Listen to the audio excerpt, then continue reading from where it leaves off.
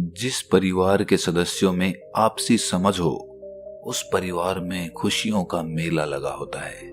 लेकिन आज के समय में हम देखते हैं कि घर के रोज के लड़ाई झगड़े, बेटा अपने बाप की बात नहीं मानता, बहू अपनी सास की बात नहीं मानती, और घर में कमाने वाला युवक अपनी सास और अपनी माँ के झगड़ों के बीच पिसता रहता है। ना उसकी बात उसकी माँ समझती और ना ही उसकी पत्नी समझती, और रोज घर में कलेश होते रहते हैं। आदमी उन्नति करे तो कैसे करे, घर में खुशियां आए तो कैसे आए। इसी कलेश को खत्म करने के लिए बुद्ध ने एक ऐसा मार्ग बताया था जिसका पालन अगर कोई आदमी करेगा तो उसके घर में खुशियां ही खुशियां होंगी। उस मार्ग को जानने के लिए हमें ये कहानी आखिर तक सुननी पड़ेगी। इससे पहले कि आप इस कहानी में खो जाएं, इस चैनल को सब्सक्राइब जरूर कर लें। तो चलिए कहानी शुरू करते हैं। बात उस समय की है जब गौतम बुद्ध ज्ञान प्राप्ति के बाद नगर नगर घूमकर भिक्षा मांगते थे और लोगों में अपना ज्ञान बांटते थे। एक बार पूर्णिमा का दिन था। बुद्ध अपना भिक्षा पात्र हाथ में लिए हुए 1250 भिक्षुओं के साथ एक नगर में प्रवेश करते हैं। वे सभी मंद गति से और मौन अवस्था के साथ चल रहे थे। नगर की सड़कें दीपों और ताजे फूलों से सजी हुई थी। बुद्ध और उनके संघ का अभिनंदन करने के लिए मार्गों के दोनों ओर भीड़ उमड़ रही थी। भिक्षु दल जब चौराहों पर आता तो भीड़ बहुत अधिक हो जाती और बुद्ध तथा भिक्षुओं को आगे बढ़ना भी कठिन हो जाता था। उनकी समझ में नहीं आ रहा था कि वो आगे बढ़े तो कैसे बढ़े। तभी वहां पर एक युवक वीणा बजाता हुआ आता है। उसके गायन का स्वर बहुत मधुर था। जब वो गाता और वीणा बजाता हुआ आगे बढ़ता तो लोग एक और हो जाते। इससे बुद्ध को आगे बढ़ने का मार्ग मिल जाता। वो युवक गाता रहा और बुद्ध के लिए भीड़ में से रास्ता निकालता रहा, और बुद्ध और सभी भिक्षु राजा के द्वार तक पहुंच गए। उस नगर के राजा बिंबिसार ने उन्हें अपने यहाँ पर भोज के लिए आमंत्रित किया था। राजा बिंबिसार 6000 आमंत्रित अतिथियों एवं अनुचरों के साथ बुद्ध का स्वागत करने द्वार तक आए और बुद्ध एवं भिक्षु दल को राजमहल के प्रांगण में ले गए, जहां अतिथियों की धूप से रक्षा करने के लिए विशाल शामियाना तना हुआ था। प्रांगण के मध्य में बुद्ध को परम आदर सहित बैठाया गया।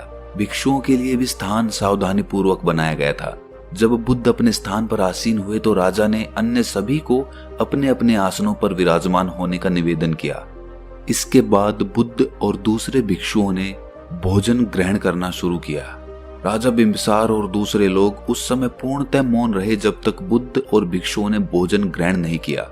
उनकी शांत तथा आनंदपूर्ण मुद्रा से समस्त राज्य के अतिथि अत्यधिक प्रभावित हुए।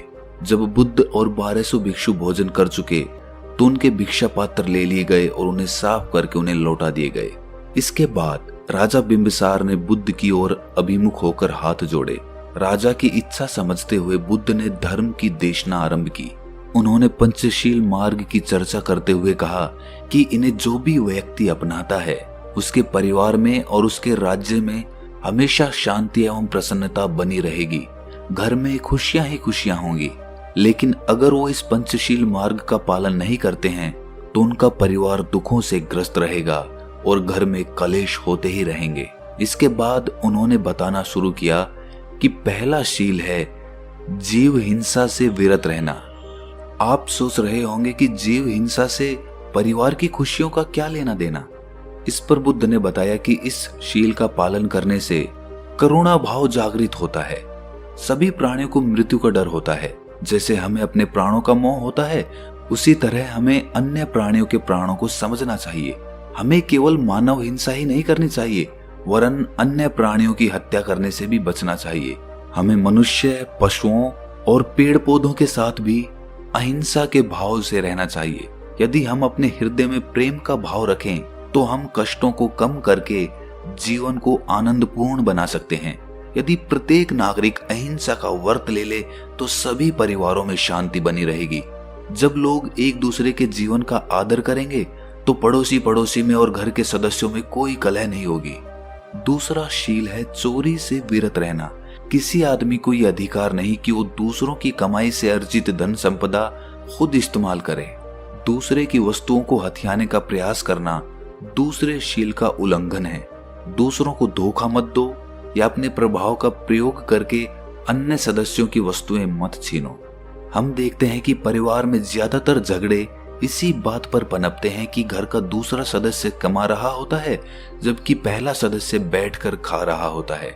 लेकिन दूसरा सदस्य कब तक कमाएगा? उसकी खून पसीने की कमाई उसी की है, उस पर उसी का हक है। और जब आप सक्षम होते हुए भी नहीं कमाएंगे तो स्पष्ट है कि घर में लड़ाई झगड़े पनपेंगे ही। एक उम्र तक बाप का हक होता है बेटे को पालना पोसना, लेकिन उस उम्र के बाद भी जब बेटा कमाने नहीं लगता तो बाप को गुस्सा आने लगता है, जिससे घर में लड़ाई झगड़े पनपने लगते हैं। और यही कहानी भाइयों की होती है। दो भाइयों में से एक भाई कमा रहा होता है और दूसरा बैठ के खा रहा होता है। इससे परिवार फटने लगता है। इसीलिए दूसरों की कमाई पर निर्भर ना रहें। अगर आप खुद सक्षम हैं काम करने के तो खुद खून पसीने की कमाई से अपना धन जुटाएं। इससे परिवार में बंटवारा नहीं होगा। तीसरा शील है व्यभिचार से विरत रहना, यानी कि शरीर संबंध केवल पति पत्नी के बीच रहने चाहिए। इस शील का पालन करने से परिवार में विश्वास और खुशी बढ़ती है। यदि आप प्रसन्नता चाहते हैं, घर में खुशी चाहते हैं, तो बहुत सी रखेलों को मत रखिए। आजकल हम देखते हैं कि समाज में कितने तलाक हो रहे हैं। पति पत्नी में विश्वास ही नहीं रहा है। अगर पति अपने काम के सिलसिले में किसी औरत से बात कर रहा है तो पत्नी को शक हो जाता है, और यही बात पत्नी के साथ भी लागू हो जाती है, जिससे दोनों में विश्वास की बुनियाद नहीं बन पाती है। और अगर पति पत्नी में ही विश्वास नहीं रहेगा तो परिवार कैसे चलेगा? परिवार में खुशियां ही कैसे आएंगी? लेकिन अगर आपका आचार व्यवहार अच्छा है तो पति और पत्नी दोनों को एक दूसरे के बारे में पता चल ही जाता है, क्योंकि वो दोनों एक दूसरे के बहुत करीब होते हैं। तो अगर आप अपनी जगह सही हैं तो आपका परिवार हमेशा बना रहेगा और उसमें खुशियां भी आएंगी। चौथा शील है असत्य भाषण से दूर रहना। ऐसे वचन मत बोलिए जिससे विभाजन हो या घृणा बढ़े। आपके वचन सत्य पर आधारित होने चाहिए। हाँ कहने का अर्थ हाँ हो और नहीं कहने का अर्थ नहीं। शब्दों में विश्वास और प्रसन्नता जगाने की शक्ति होती है। शब्द ही गलतफहमी और घृणा भी पैदा कर सकते हैं, यहाँ तक कि उनके कारण हत्या और युद्ध होना भी संभव होता है। इसीलिए कृपया शब्दों का प्रयोग अधिकतम सावधानी से करें। हम देखते हैं कि घरों में जो सास बहू के झगड़े होते हैं वो सिर्फ भाषा की वजह से ही होते हैं। अगर हम सत्य बोलें, स्पष्ट बोलें और अपने शब्दों को माप तोल कर बोलें तो इससे घर में लड़ाई झगड़े बहुत कम होंगे। अगर होंगे भी तो इतना बड़ा रूप नहीं लेंगे, वो थोड़े समय में ही समाप्त हो जाएंगे। लेकिन जब हम लड़ने लगते हैं या गुस्सा करने लगते हैं तो हम कुछ शब्द ऐसे बोल जाते हैं जो जीवन पर्यंत हमारे दिल में चुभते रहते हैं और उस आदमी के प्रति हमारे मन में घृणा पैदा हो जाती है, जो कभी भी प्रेम में नहीं बदल पाती। तो आप कितने भी गुस्से में क्यों ना हो, अपने शब्दों को माप तोल कर ही बोलें। ऐसा कोई भी शब्द ना बोले जिससे दूसरे के दिल में आपके प्रति घृणा पैदा हो जाए। जिस बात पर आपकी चर्चा हो रही है उसी विषय के बारे में बोलें, दूसरे विषय को बीच में मत लेकर आए। पांचवा शील है मद्यपान या नशीले पदार्थों से दूर रहना। मद्यपान और उत्तेजक पदार्थों के सेवन से चित्त की स्पष्टता समाप्त हो जाती है। जब कोई नशे में होता है तो वो स्वयं अपने लिए, अपने परिवार तथा दूसरे लोगों के लिए बहुत सारी कठिनाइयां पैदा कर देता है। इस शील पर आचरण करने से शरीर और मन स्वस्थ रहता है। बहुत से लोग मदिरापान करने के आदी होते हैं। मदिरापान करके घर आते हैं तो घर वाले परेशान होते हैं, उनका धन भी खत्म होता है और वो खुद भी बीमारियों का शिकार होते हैं, जिसके बाद उसके परिवार को बहुत सारे कष्ट उठाने पड़ते हैं। अगर हम इस शील का पालन करते हैं तो इससे ना तो हमारे घर में लड़ाई झगड़े होंगे, आपका स्वास्थ्य भी बना रहेगा और धन भी जुड़ा रहेगा। यदि सब लोग इन पंचशीलों का अध्ययन और पालन करें तो इससे आपका परिवार बहुत सुख से रहेगा। ये सुनकर राजा बिंबिसार प्रसन्नता से उठकर खड़े हो जाते हैं और बुद्ध के समक्ष नमन करते हैं। इसके बाद उनकी रानी ने कहा कि बुद्ध देव, यहाँ पर मेरे बच्चे के अलावा 400 दूसरे बच्चे भी उपस्थित हैं। क्या आप इन्हें भी इनके सुनहरे भविष्य के लिए कुछ मार्ग दिखा सकते हैं? बुद्ध ने मुस्कुराकर सामने बैठे बच्चों को संबोधित करते हुए कहा कि बच्चों, मानव जीवन प्राप्त करने से पहले मैं पृथ्वी, पत्थर, पौधों, पक्षियों और अन्य अनेक प्रकार के पशुओं की योनि में रह चुका हूँ। तुम्हारी भी हालत यही रही थी। आज तुम लोग मेरे सामने इसीलिए बैठे हो कि पिछले जन्मों में हमारा कुछ ना कुछ संबंध रहा होगा। संभव है कि किसी अन्य जीवन में हम एक दूसरे के जीवन में हर्ष या दुख के कारण रहे हों। आज मैं आपको वो कहानी सुनाऊंगा जो हमारी हजारों योनियों पहले की है। ये कथा एक बगुले, एक केकड़े, एक वृक्ष और मछलियों की है। संभव है कि इनमें से कोई बगुला, केकड़ा या मछलियों में से एक रहा हो। मैं उस समय एक वृक्ष था। बगुला बहुत धोखेबाज था और उसके कारण मुझे बहुत कष्ट सहना पड़ता। लेकिन उस कष्ट से मैंने ये सबक अवश्य पाया कि जो दूसरों को धोखा देता है या कष्ट पहुंचाता है, वो किसी न किसी दिन स्वयं भी कष्ट पाता और धोखा खाता है। वृक्ष के रूप में मैं एक बहुत ही सुंदर कमल सरोवर के किनारे खड़ा था। सरोवर में मछलियां नहीं थी, किंतु पास ही में एक उथला तालाब था जिसमें बहुत सी मछलियां, झींगा मछलियां और एक केकड़ा रहता था। ऊपर उड़ते बगुले ने उस तालाब को देखा और मछलियां खाने की योजना बनाई। वो उसके किनारे बहुत ही उदास होकर मुंह लटकाए खड़ा हुआ था। मछलियों ने जब उससे परेशानी का कारण पूछा तो उसने कहा कि मैं तो तुम्हारी दुर्अवस्था के कारण परेशान हूं।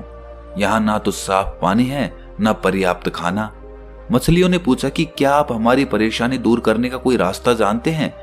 तो उसने कहा कि अगर तुम चाहोगी तो मैं तुम्हें एक एक करके यहाँ से ले जाकर उस तालाब में छोड़ाऊंगा। वहां पर साफ पानी है और खाने के लिए भी बहुत सी चीजें हैं। मछलियों को बगुले पर विश्वास नहीं हो रहा था, तो बगुले ने कहा कि यदि तुम्हें संदेह हो रहा है तो मैं पहले एक मछली को वहां जाकर दिखा लाता हूं, तब तुम्हें भरोसा हो जाएगा। बहुत सोच विचार करने के बाद मछलियों में से एक बड़ी मछली जाने को तैयार हो गई। मछली तेजी से तैर लेती थी और बालू पर भी अपना बचाव कर सकती थी। बगुले ने उस मछली को ले जाकर तालाब दिखाया और वापस ले आया। बगुले की नेक नियति से संतुष्ट होकर मछलियों ने उससे प्रार्थना की कि हमें एक एक करके उस सरोवर तक छोड़ आओ। इसके बाद बुद्ध ने कहा कि मैं तो वहां पर वृक्ष बनकर खड़ा था। वो चालाक बगुला अपनी चोंच में मछली को ले आता और मेरे ऊपर बैठकर खाता और आखिर में उसकी हड्डियां मेरे तने के पास गिरा जाता। ऐसा ही सिलसिला चलता रहा। मैं तो वृक्ष था और ये सब घटित होते देखता रहा। मुझे बहुत क्रोध भी आता, किंतु मैं कुछ कर भी नहीं सकता था। पेड़ तो जड़ से बंधा होता है, शाखाएं बढ़ाने के अलावा कुछ नहीं कर सकता था। मैं ना तो मछलियों को चेतावनी दे सकता था और ना किसी शाखा की मदद से बगुले को उसकी करतूत से रोक सकता था। मैं वो भयानक दृश्य देखने के लिए लाचार था। जब भी वो किसी मछली को लाता तो उसे फाड़ कर खाता और उसकी हड्डियां नीचे गिराता तो मुझे बहुत तकलीफ होती। मेरे तने पर मेरे आंसू निकलकर जैसे जम जाते। इसी तरह वो सारी मछलियों को खा गया। वृक्ष होने के कारण मैं जंगल की शोभा ही बढ़ा सकता था। यदि मैं हिरण या मनुष्य होता तो मछलियों के लिए कुछ करता। मैंने प्रण लिया कि यदि कभी मुझे मनुष्य का जन्म मिला तो मैं शक्तिशाली लोगों से कमजोर लोगों की रक्षा के लिए भरपूर प्रयास करूंगा। आखिर में जब सब मछलियां और झींगा मछलियां खत्म हो गईं, तो एक केकड़ा बचा। बगुले ने उसे भी ले जाने के लिए कहा तो केकड़े ने कहा कि आप मुझे लेके कैसे जाएंगे? आपकी चोंच तो पतली है। अगर मुझे संभाल ना पाए तो मैं जमीन पर गिरकर मर जाऊंगा। इसीलिए अगर मुझे ले चलना है तो अपने दोनों पंजों से मैं आपका गला पकड़ लेता हूँ। सरोवर में पहुंचकर मैं आपका गला छोड़ दूंगा। बगुला इस पर सहमत हो गया। बगुला केकड़े को लिए मेरे ऊपर ही आ बैठा तो केकड़े ने कहा कि आप मुझे सरोवर ना ले जाकर यहाँ क्यों ले आए? तो बगुले ने कहा कि कोई भी बगुला इतना मूर्ख नहीं हो सकता कि मछलियों को एक तालाब से दूसरे तालाब तक ले जाकर छोड़ता फिरे। क्या तुम नीचे मछलियों की पड़ी हड्डियां नहीं देख रहे? अब तुम्हारी जिंदगी भी इसी प्रकार समाप्त होनी है। ये सुनते ही केकड़े ने अपने पंजे बगुले की गर्दन में गड़ाने शुरू कर दिए। कष्ट से वो तड़प उठा और केकड़े को सरोवर तक ले जाने के लिए तैयार हो गया। वो उसे लेकर सरोवर तक गया और केकड़े से कहा कि मेरी गर्दन छोड़कर पानी में उतर जाओ। लेकिन उस तालाब की अपने साथ की सभी मछलियों की मृत्यु को याद करके उसने बगुले की गर्दन दबा डाली। इससे बगुला मर गया और केकड़ा उसे छोड़कर पानी में चला गया। बच्चों, उस समय मैं एक वृक्ष था। मैं इस समूचे दृश्य का साक्षी था। इस घटना से मैंने सीखा कि यदि हम दूसरों के साथ सद्व्यवहार करेंगे तो दूसरे भी हमारे साथ वैसा ही सद्व्यवहार करेंगे। लेकिन अगर हम दूसरों के साथ निर्दयता का व्यवहार करेंगे तो हमें भी जल्दी या देर से वही स्थिति भोगनी पड़ेगी। मैंने व्रत लिया कि अपने अगले जन्मों में मैं अन्य प्राणियों की सहायता करने का प्रयास करूंगा। तो दोस्तों, कैसी लगी आपको ये कहानी कमेंट सेक्शन में जरूर बताएं, और अच्छी लगी तो इस चैनल को सब्सक्राइब जरूर कर लें। तो मिलते हैं अगली कहानी में, तब तक के लिए अपना ख्याल रखें।